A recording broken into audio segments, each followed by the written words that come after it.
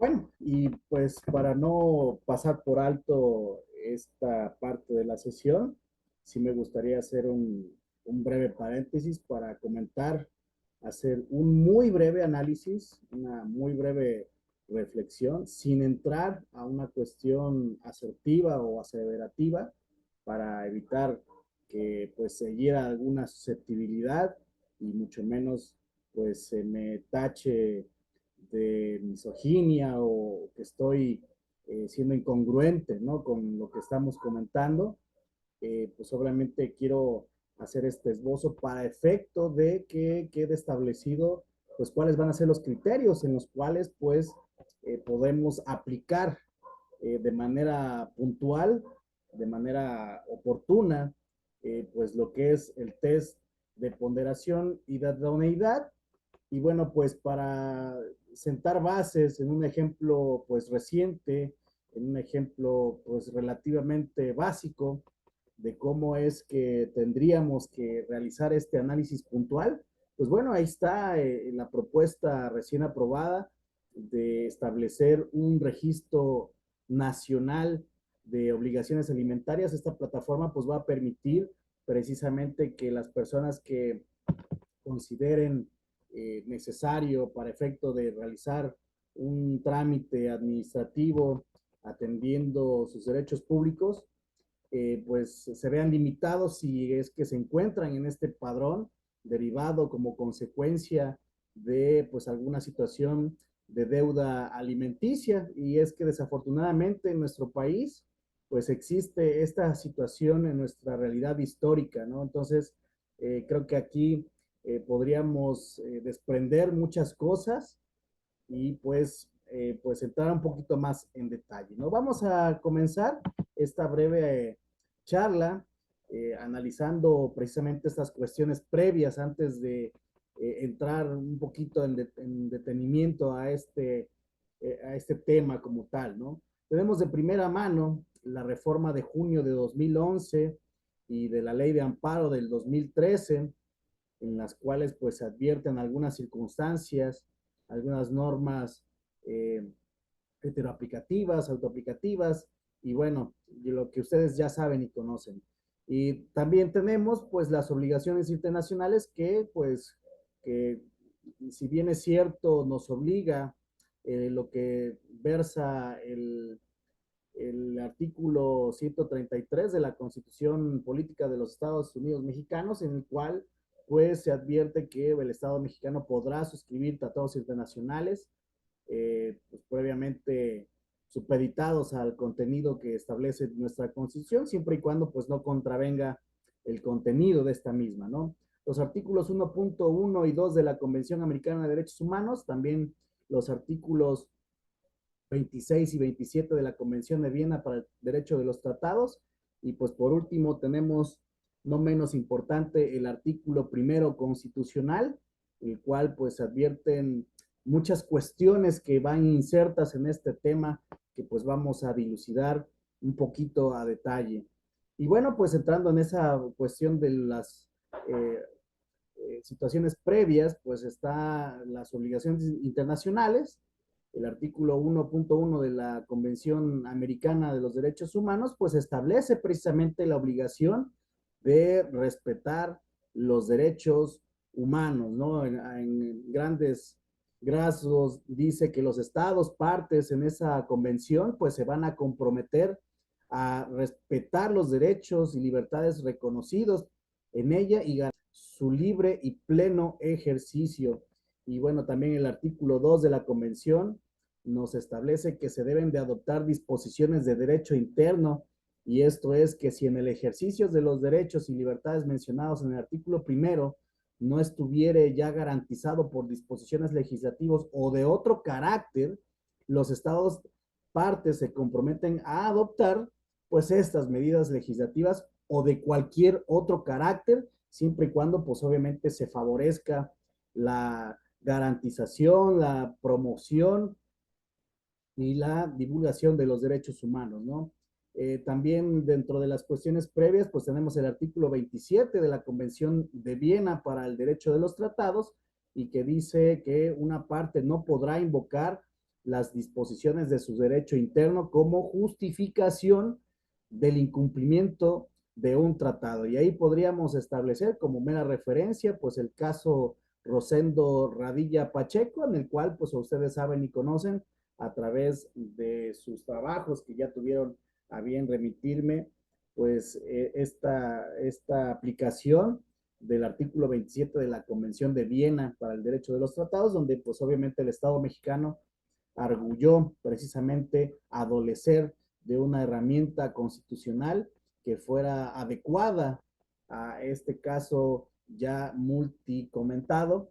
Y bueno, pues ahí viene también la doctrina pro persona y esta pues viene inserta, viene en una interpretación, como su misma acepción lo dice, una cuestión doctrinal en el artículo primero constitucional y nos dice a grandes rasgos que la dignidad humana es y debe ser vista como una realidad prejurídica colocada en un plano anterior y superior y exterior al propio Estado y pues a la sociedad que lo está integrando, ¿no? De esta forma, pues establece esta doctrina, esta interpretación pro persona.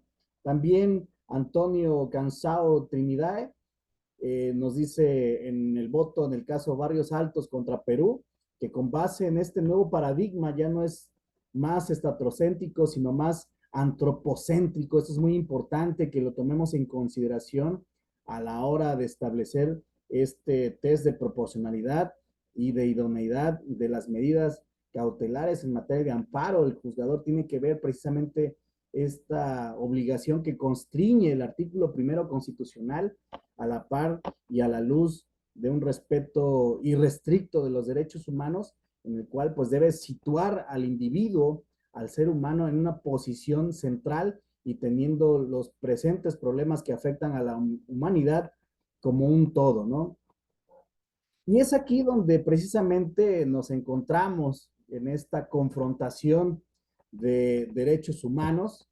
Aquí nos encontramos con 4 bienes jurídicos tutelados que se encuentran en la Constitución y que también podríamos establecer en algún momento dado, pues en los tratados internacionales, en el Pacto San José de Costa Rica, en, este, en diversas normativas de primera mano, pues en este contexto del Registro Nacional de Deudores Alimentarios, pues encontramos y advertimos estos 4 bienes jurídicos. Por un lado, pues tenemos la discriminación que se encuentra en el artículo primero de la Constitución. También tenemos, por otro lado, el interés superior del menor, el garantizarle su pleno desarrollo, lo vamos a comentar a continuación. También se encuentra el derecho a un trabajo, también establecido en el artículo quinto constitucional, y también por otro lado encontramos el derecho al libre tránsito que pues se desprende y advierte en el artículo onceavo constitucional. Y bueno, pues de aquí deviene ese equilibrio, esa confrontación de bienes jurídicos que se encuentran tutelados en la Constitución, y es ahí donde el juzgador tendrá que aplicar precisamente este criterio, este test de proporcionalidad a efecto de, pues obviamente, pues determinar si las medidas legislativas o las medidas cautelares que en materia de amparo puedan determinarse a efecto de garantizar precisamente ese privilegio, esa ponderación de derechos humanos al individuo desde una perspectiva, como mencionaba yo anteriormente, pues una situación antropocéntrica, ¿no? Y pues bueno, ya entrando un poquito más a detalle lo que es las cuestiones de los bienes tutelados que se encuentran en la Constitución, como veamos en la gráfica anterior, pues vamos a referirlas de manera muy puntual y pues muy básica, ¿no? El primer artículo de nuestra Constitución nos dice que las normas relativas a los derechos humanos se van a interpretar de conformidad con la Constitución y los tratados internacionales de la materia que favorezca en todo momento, es muy importante que favorezca en todo momento a las personas otorgándoles la protección más amplia, ¿no? Y esto es una cuestión doctrinal, es aquí donde podríamos establecer una extensión, una materialización de la doctrina pro persona, ¿no?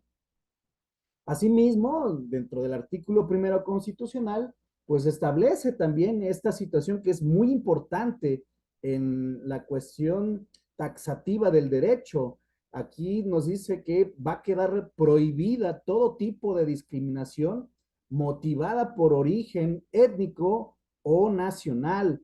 Y el género, eso es muy importante, el género, la edad, las discapacidades, la condición social, las condiciones de salud, la religión, las opiniones, las preferencias sexuales, el estado civil o cualquier otra que atente precisamente, como decíamos con antelación, el principio o la doctrina pro persona, la dignidad humana. Eso es muy importante que ustedes lo tengan establecido, que lo sienten de base para efecto de esta interpretación pro persona, ¿no?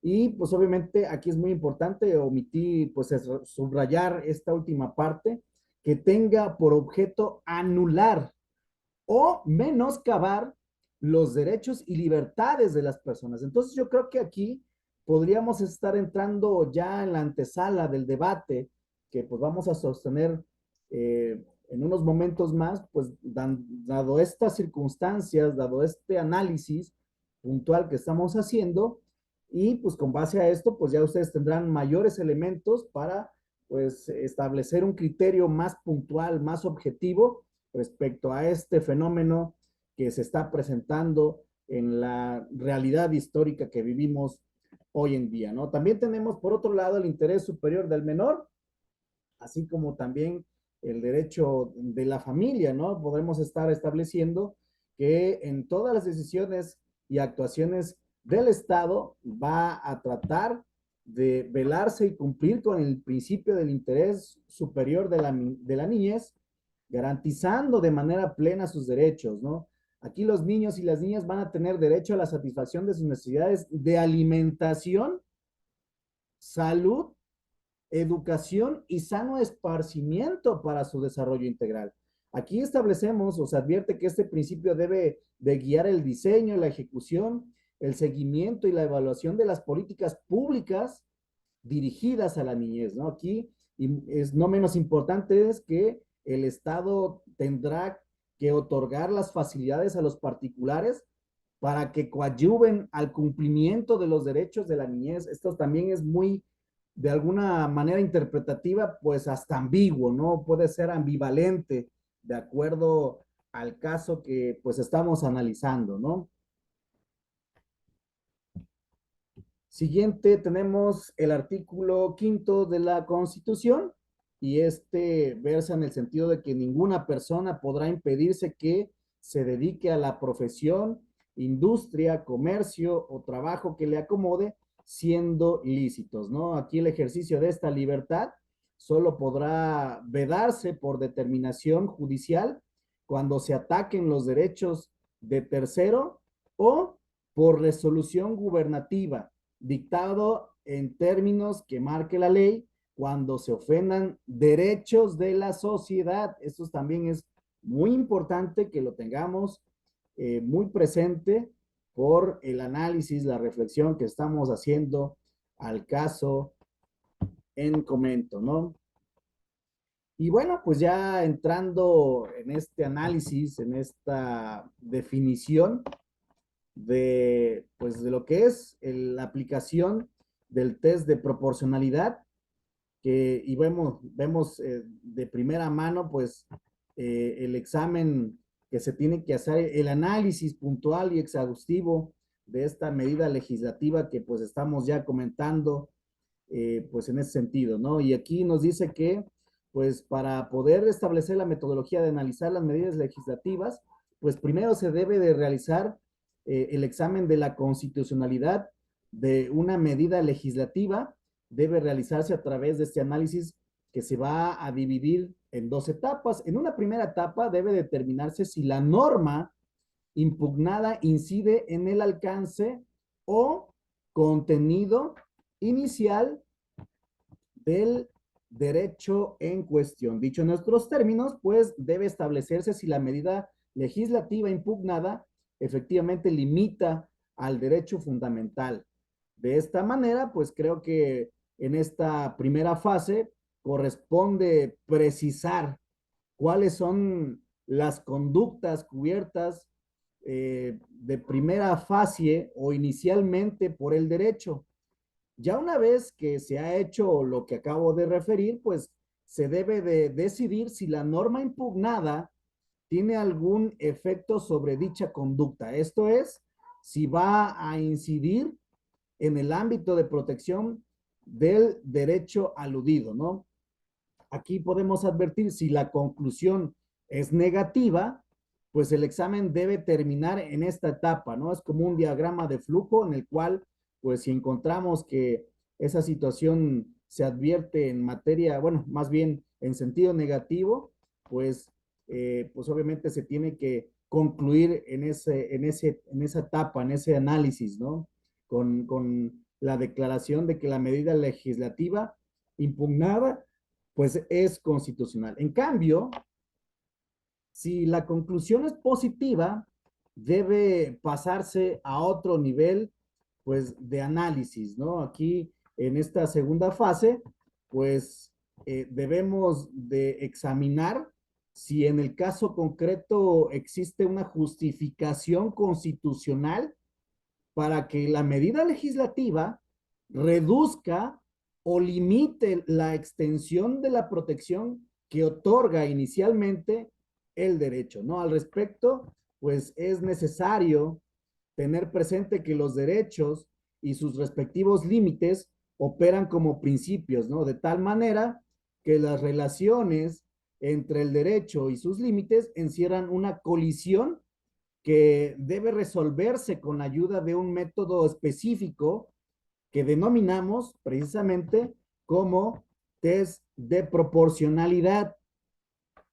Y en ese orden de ideas, para que las intervenciones que tiendan a realizar a algún derecho fundamental, algún derecho humano, pues sean constitucionales, pues deben de pues establecerse de alguna otra forma, pues de esta manera, ¿no? De primera mano tenemos una primera etapa que es precisamente la identificación de una finalidad constitucionalmente válida, ¿no? Y esto es precisamente que, pues, perdón, para que las intervenciones que se realicen a algún derecho fundamental sean constitucionales, pues estas deben superar ese test de proporcionalidad en sentido más amplio, ¿no? Lo anterior implica precisamente que la medida legislativa debe perseguir una finalidad constitucionalmente válida, ¿no? Además de que debe de lograr en algún grado la consecución de su fin y no debe limitar de manera innecesaria y desproporcionada el derecho fundamental en cuestión. Aquí es, al realizar este escrutinio, pues debe comenzarse por identificar los fines que persigue el legislador con la medida, ¿no? Para que posteriormente pueda estar precisamente en posibilidad de determinar si estos son válidos constitucionalmente o si son convencionales, ¿no? O que si favorecen precisamente al individuo, o en este caso, pues al interés y orden público, ¿no? Esta etapa del análisis presupone precisamente la idea de que no cualquier propósito puede justificar la limitación a un derecho fundamental. Eso es muy importante. Aquí es básico que entendamos y tengamos muy en claro precisamente este último precepto, la limitación de un derecho fundamental. Ya esbozamos precisamente los bienes jurídicos que se encuentran tutelados en la Constitución y bueno, que de esta manera, pues creo, podríamos estar recayendo o incurriendo precisamente en la actualización de esta hipótesis de limitar un derecho fundamental. Y en efecto, bueno, los fines que pueden fundamentar la intervención legislativa al ejercicio de los derechos fundamentales pues tienen una diversa naturaleza, ¿no? Valores, intereses, bienes o principios que el Estado legislativamente o legítimamente puede llegar persiguiendo, ¿no? Y en ese sentido, y en ese orden de ideas, pues los derechos fundamentales, los bienes colectivos y los bienes jurídicos garantizados como principios constitucionales, pues van a constituir fines que legítimamente fundamentan la intervención del legislador en el ejercicio de otros derechos, ¿no? Aquí tenemos como una segunda etapa de este test de proporcionalidad, pues precisamente el examen de la idoneidad de la medida legislativa, y es que para que resulten constitucionales las intervenciones que se realicen a un derecho fundamental, pues estas deben superar precisamente este test de proporcionalidad en sentido amplio. Lo anterior, pues obviamente significa que la medida legislativa debe perseguir una finalidad constitucionalmente pues válida, ¿no?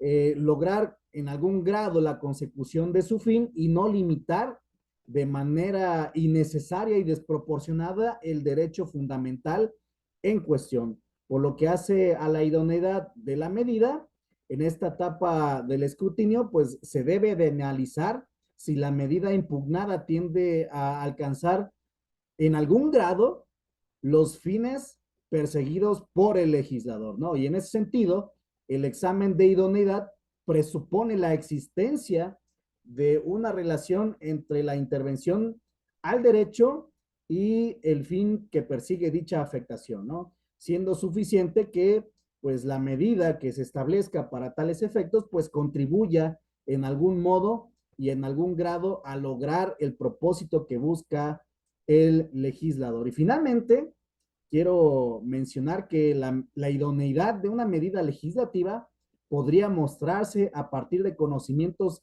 científicos o convicciones sociales que sean, ojo, generalmente aceptadas, ¿no? Que sea con base y fundamento, pues precisamente a este fuente del derecho, como es la costumbre, que es una conducta, es una postura que se realiza con cotidianidad, de manera consuetudinaria y que sea además, pues precisamente aceptada por la sociedad. Tenemos una tercera etapa del test de proporcionalidad, que es precisamente el examen de la necesidad de la medida legislativa, ¿no? Y esto es que para que resulten constitucionales, pues estas intervenciones que se realicen a algún derecho fundamental, pues estas deben de igual forma superar el test de proporcionalidad en sentido amplio, ¿no? Y es que esto implica que la medida legislativa deba perseguir una finalidad constitucionalmente válida, ¿no? Lograr en algún grado la consecución de su fin y no limitar de manera innecesaria también y desproporcionada el derecho fundamental en cuestión, ¿no? De esta manera, pues una vez que se ha constatado el fin válido constitucionalmente y la idoneidad de la ley, pues corresponderá analizar si la misma es necesaria o si por el contrario, pues existen algunas medidas alternativas que también sean idóneas, pero que afecten en menor grado el derecho fundamental. De esta manera, pues aquí el examen de la necesidad implica corroborar de primera mano si existen otros medios, perdón, de igual forma idóneos, adecuados, para lograr, pues precisamente los fines que se persiguen, ¿no? Que en este caso, pues es el cumplimiento de la obligación alimentaria por parte de los deudores alimentarios, ¿no? Y en segundo lugar, pues determinar si estas alternativas, pues intervienen con menor intensidad del derecho humano afectado y pues de esta manera lo que hace es suponer que el juzgador tenga que hacer un catálogo, ¿no? Por decirlo así, de medidas alternativas, de medidas cautelares que tiendan precisamente a determinar el grado de idoneidad de estas, ¿no? Es como por decir de manera muy burda, pero real, pues una lluvia de ideas, establecer pues cuáles son sus vicisitudes, ¿no? Sus pros y contras, como se dice en el argot, ¿no? Y es en ese sentido, pues se debe de evaluar de primera mano, pues su eficacia, su rapidez, su probabilidad o afectación material del objeto. En ese sentido, pues, insisto, también es muy importante que hagamos ese test de proporcionalidad, el cual, pues más adelante les aportaré dentro de mi perspectiva y análisis muy personal. Quiero ser enfático en esta situación. Creo yo que hay elementos suficientes, hay materia de estudio para el juzgador a efecto de conceder en vía de amparo, pues la suspensión provisional y en su momento la definitiva del acto reclamado que vamos a establecer pues a continuación, ¿no? Y pues bueno, retomando lo comentado, pues de esta manera la búsqueda de esos medios alternativos, pues puede llegar a ser inclusive hasta interminable, ¿no? Y requerir al juez constitucional, en este caso ya sea al juez de distrito o al tribunal de alzada, pues imaginarse y analizar todas las alternativas posibles, ¿no? No obstante, no siendo óbice lo anterior, pues ese escrutinio, ese análisis meticuloso, puede acotarse ponderando aquellas medidas que el legislador consideró, pues, como adecuadas, ¿no? Como idóneas para el caso en concreto, ¿no? O en situaciones, pues, que se le asemejen al caso en análisis o en estudio, ¿no? O bien, las alternativas que en el derecho comparado se han diseñado para regular el mismo fenómeno, ¿no? Así, de esta manera, pues, de haber alguna medida alternativa que sea igualmente, pues, idónea, ¿no? Como decimos, que sea ad hoc para proteger el fin constitucional y que a su vez, pues, vaya a intervenir con menor intensidad, pues, al derecho, ¿no? Aquí deberá concluirse que la medida que haya elegido el legislador, pues, es inconstitucional.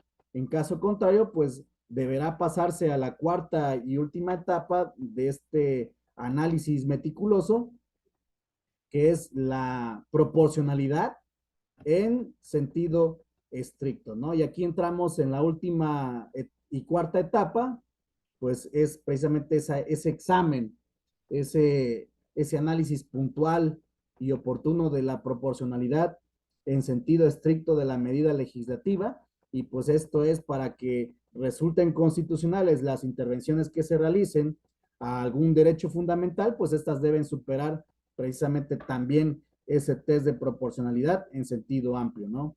Y esto pues significa que la medida legislativa pues deba perseguir una finalidad constitucionalmente válida para lograr en algún grado la consecución de su fin y no limitar de manera innecesaria y desproporcionada el derecho fundamental en cuestión, ¿no? Así, de esta manera, una vez que se han llevado a cabo las primeras tres etapas de ese escrutinio, de ese análisis puntual, pues corresponderá realizar finalmente un examen de proporcionalidad en sentido estricto, ¿no? Esta grada del test consistirá en efectuar un balance o ponderación entre dos principios que compiten en un caso en concreto, ¿no? En este caso, pues, estamos estableciendo, pues, cuatro bienes jurídicos que se encuentran en nuestra Constitución, como ya describimos con antelación, y pues bueno, este análisis requerirá precisamente comparar el grado de intervención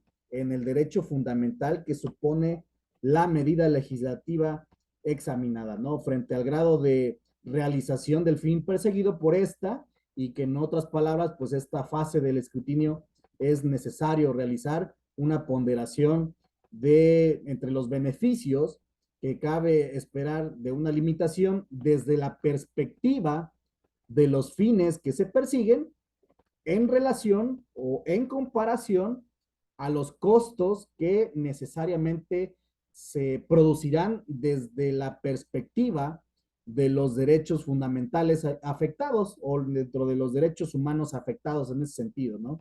Es como decimos los administradores, ¿no? El costo-beneficio que conlleve, pues, aplicar o tomar una decisión al respecto, ¿no? De esta manera, pues la medida que se impugna, pues solo será constitucional si el nivel de realización del fin constitucional que persigue el legislador es mayor al nivel de intervención en el derecho fundamental, ¿no? Caso contrario, la medida será desproporcionada y como consecuencia inconstitucional, pues va a tener ese desenlace, ¿no? Y en ese sentido, resultará evidente que una intervención en un derecho que prohíba totalmente la realización de la conducta amparada por ese derecho, pues será más intensa, ¿no? Que una intervención que se concrete a prohibir o a regular en ciertas condiciones el ejercicio de tal derecho, ¿no? Así cabe destacar que desde un análisis de proporcionalidad en sentido estricto, pues solo estaría justificando que se limitará severamente el contenido de un, de un primer encuentro, por decirlo así, de un derecho fundamental, si también fueran pues muy graves los daños asociados a su ejercicio, ¿no? Entonces es muy importante establecer este análisis puntual y bueno, pues creo y estoy convencido que esta determinación que existe en materia legislativa, si estamos analizando precisamente dentro del neoconstitucionalismo como una perspectiva, como una ideología o filosofía de vida inclusive para los legisladores y para los juzgadores también, pues creo que podremos advertir precisamente pues ese sentido limitativo que tiene esta determinación de restringir a porque así es el espíritu de esta determinación, de esta medida legislativa, restringir a los hombres, pues que no exista una autorización para concederles una licencia de manejo, un pasaporte, etcétera, etcétera, ¿no? Yo quiero puntualizar y poner un caso hipotético.